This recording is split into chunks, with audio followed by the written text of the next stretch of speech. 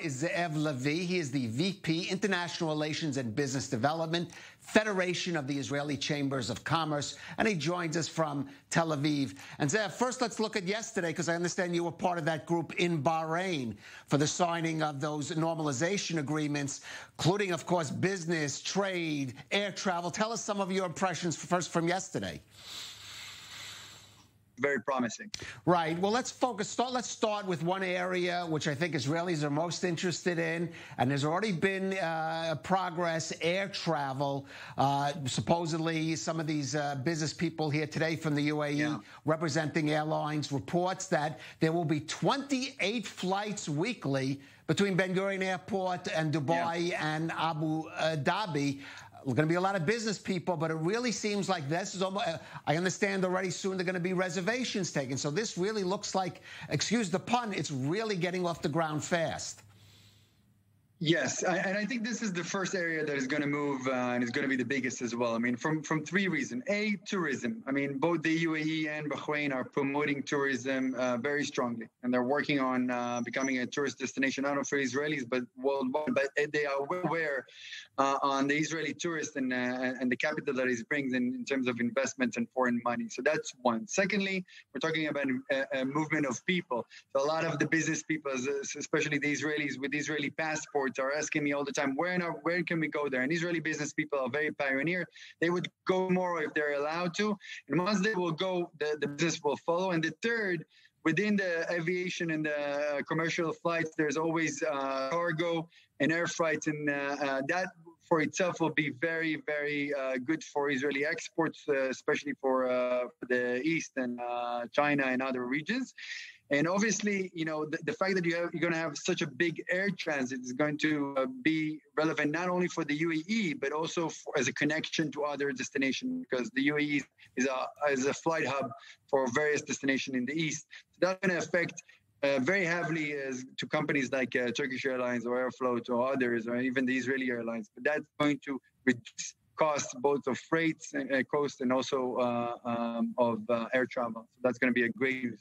Well, let's look at some of the areas that we've already hosted here. Guests from dealing with our crowd, which is raising capital for Israeli tech, both already from the Israeli and the Emirati side.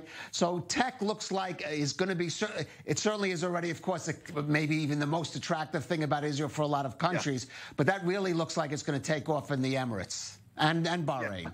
Yeah.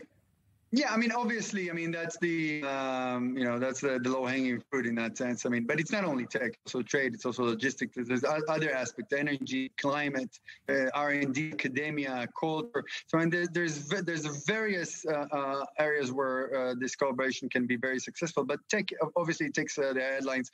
And that is because of the synergy. I mean, we're talking about a country that is quite rich and, the GCC in general. Let's not talk about the UAE, because it's not only the GCC in general is the fourth largest importing bloc in the world, and with a very extremely appetite for technologies and especially for solutions in climate, in smart cities, in energy, in security, in water, in agriculture, all the things that Israel are very strong at, not because we're smarter, just because we have much more experience. Water, for instance, etc. So there's a lot of advantages in that sense. But you have to remember that this is not a virgin market in the sense that it is a very saturated market. This is the market that you have a lot of other competition, American, European, Asian players that are already working with.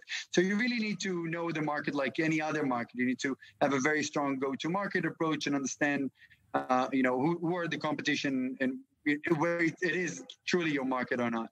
Right. And briefly, I want to touch on a very special, I want to call it a market or sector of the Israeli Arab public, because there is a possibility for investment for Israeli Arabs. And on the same hand, there are some political pressures on them not to accept it. How much opportunity is there for Israeli Arabs in this new link with the Gulf states?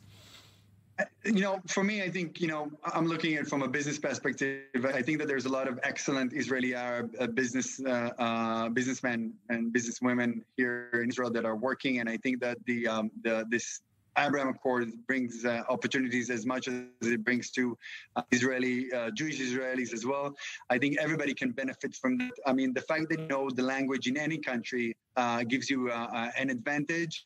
If I know German and I go to Germany, I mean, that's also an advantage, and etc. So I think it's a good for everybody. I would say that it's specifically Israeli Arab can benefit more or less out of it, but I'm happy that they will participate, and I'm happy that that sector of Israeli Arab business community will grow out of it. Right. We'll have to leave it there. Zev Lebיא of the Israeli Chambers of Commerce. Thank you for joining us on the rundown, and still